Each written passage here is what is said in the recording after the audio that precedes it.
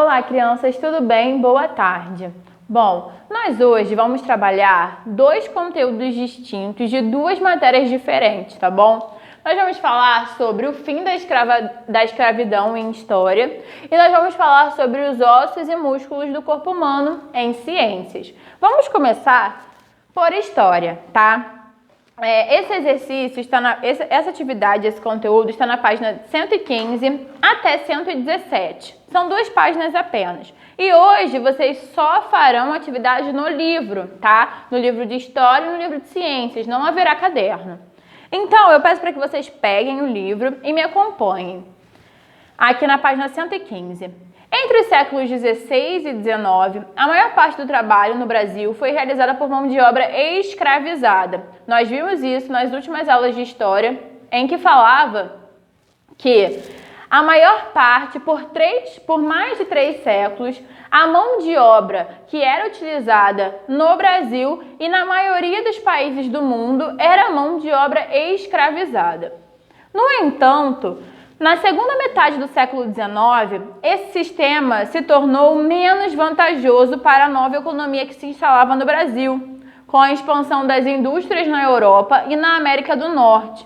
Era necessário que houvesse mão de obra assalariada capaz de comprar os produtos produzidos. Então, na segunda metade do século XIX, a gente tem o que nós chamamos de Revolução Industrial, onde as indústrias começaram a surgir. Elas primeiro surgiram lá na Inglaterra, na Europa, né? E elas foram se espalhando pelo mundo e chegaram no Brasil. Só que, vamos parar para pensar. Se eu tenho indústria e eu fabrico coisas, eu quero vender o que eu fabriquei. Se eu tenho um sistema onde as pessoas não recebem pelo que elas fazem, pelo trabalho delas, elas não podem comprar nada. Então já não era mais vantajoso, já não era mais lucrativo eu ter esse tipo de mão de obra, certo? Porque agora eu passo a vender coisas, se a maioria das pessoas não recebem, elas não podem comprar. Então esse pensamento estava começando a surgir, né? Lá na Europa já havia e começou-se a surgir no Brasil também. Alguns fazendeiros do Nordeste e do Vale do Paraíba, que ainda dependiam da mão de obra escravizada, insistiam para que ela fosse mantida. Contudo, diversos setores da sociedade se mostraram favoráveis ao fim da escravidão e se mobilizaram em diversas campanhas abolicionistas. Aqui do lado está dizendo o que foram as campanhas abolicionistas, movimentos organizados para combater o regime escravocrata no Brasil. Participaram desses movimentos jornalistas, intelectuais, advogados e estudantes. Em 1888, a princesa Isabel, filha do imperador Dom Pedro II, governava o país em lugar do pai, que estava ausente.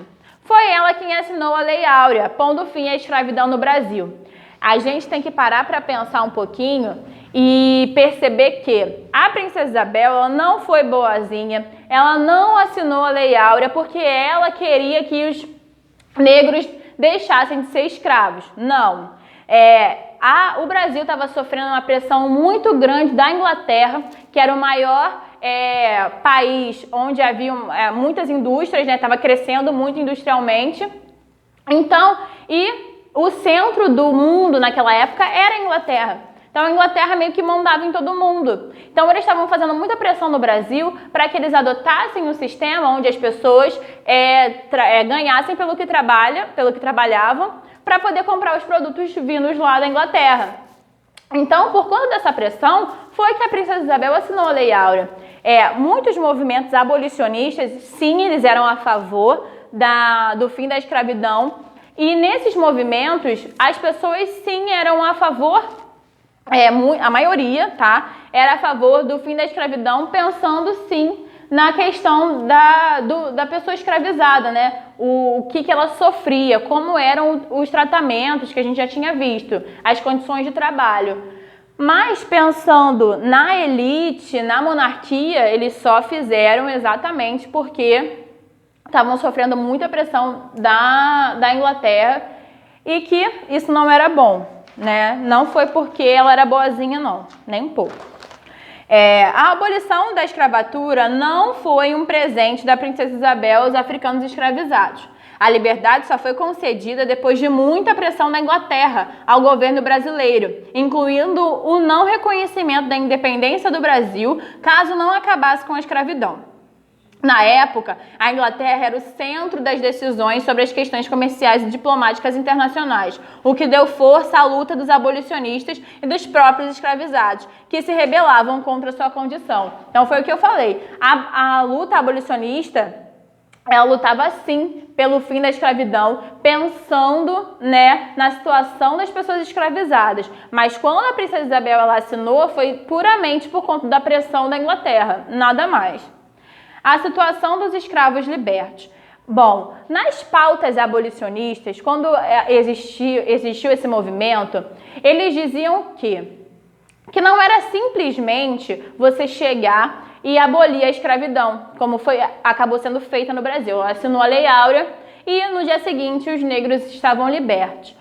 Porém, a gente sabe que eles sofriam racismo, que eles, infelizmente, ainda sofrem até hoje, mas que naquela época, por eles terem a condição de escravizados, era muito difícil. As pessoas não queriam dar empregos, as pessoas não queriam ajudar. Então, assim, quando eles pensaram nessa campanha, em terminar com a escravidão, em acabar com a escravidão, eles pensaram também em políticas públicas que pudessem inserir esses novos libertos à sociedade. Só que não foi isso que aconteceu no Brasil.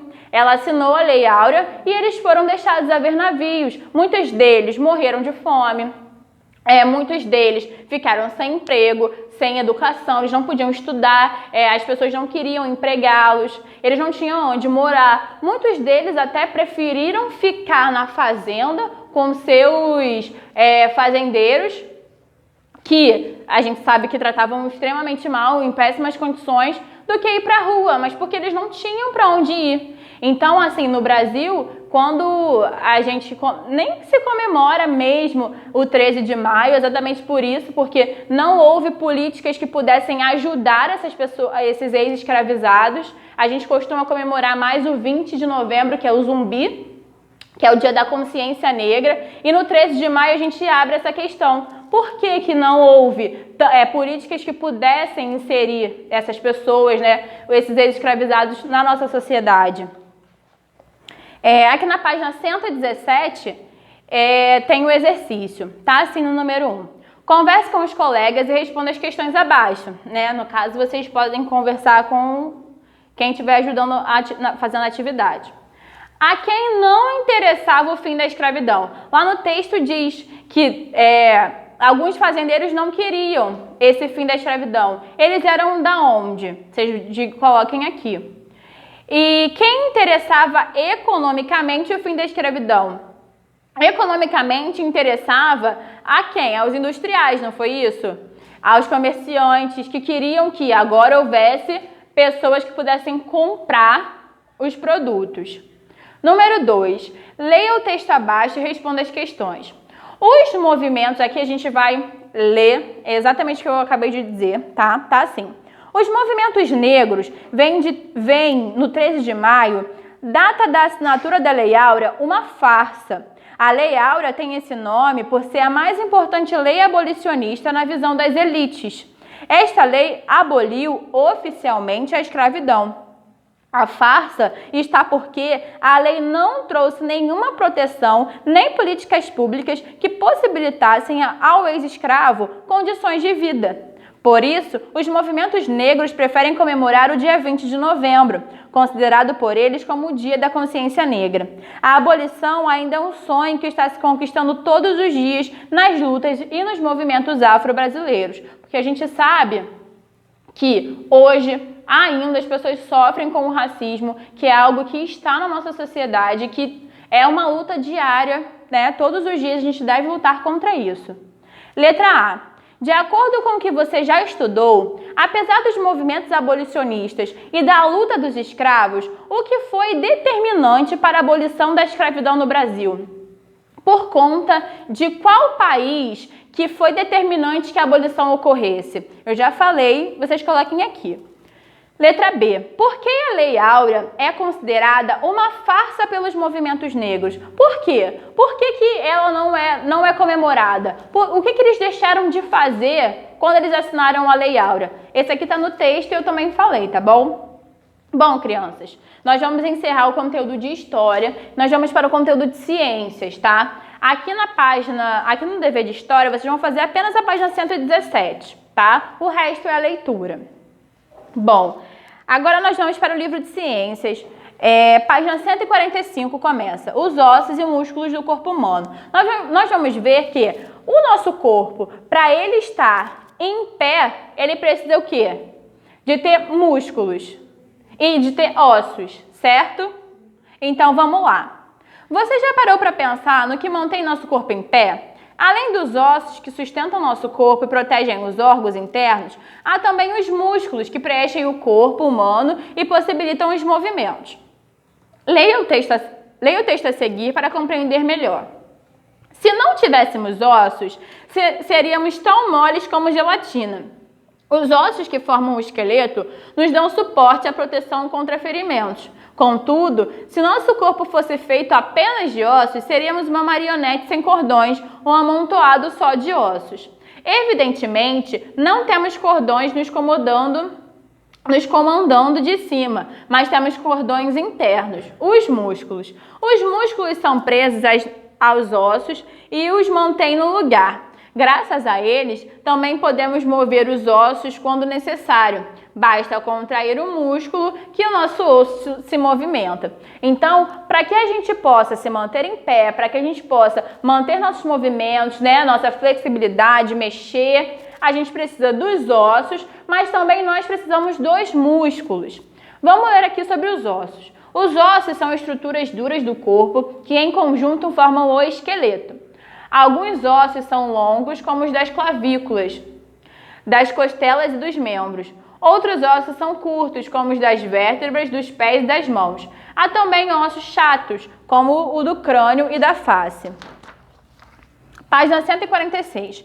Vamos falar sobre as articulações. Os ossos que formam o esqueleto estão ligados uns aos outros pelas articulações.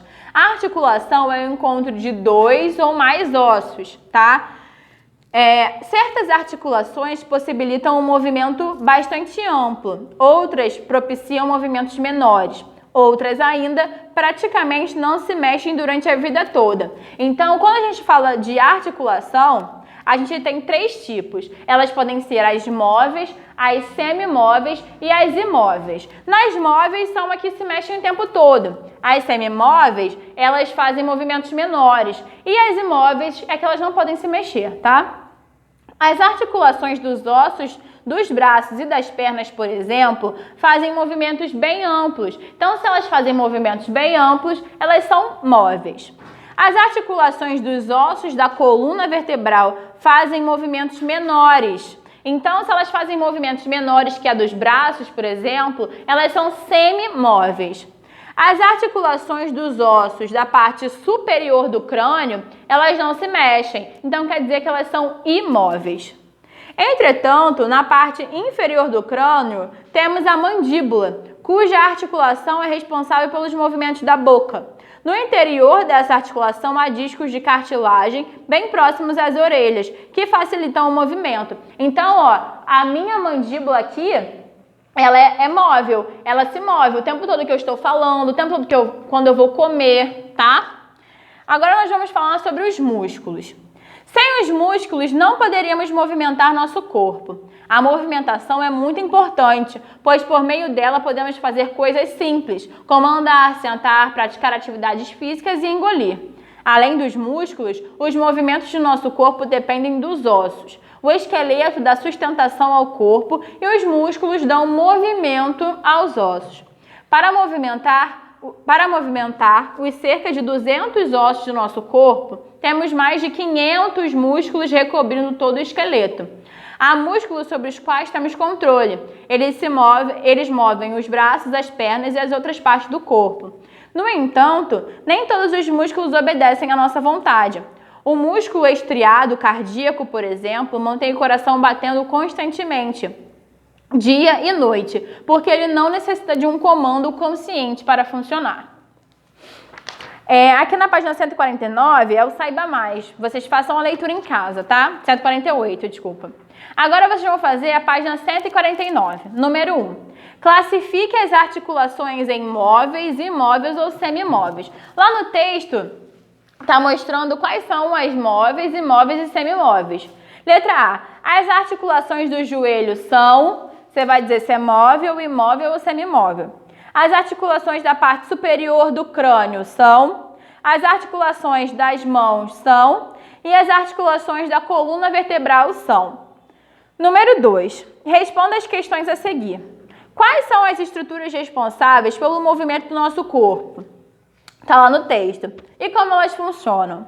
Letra B. Como se chama o conjunto dos ossos que sustentam o nosso corpo? Também está no texto. Número 3. Escreva um texto sobre a importância de movimentar nosso corpo no dia a dia. Por que é importante a gente se movimentar? Fazer exercícios físicos, por exemplo. Qual é a importância disso? Escrevam aqui no número 3. Então, crianças, hoje vocês irão fazer a página 117 do livro de História e a página 149 do livro de Ciências. O resto são as leituras, tá bom? Não haverá caderno, vocês irão fazer apenas o livro, tá? E qualquer dúvida é só chamar a gente. Beijinhos e tchau!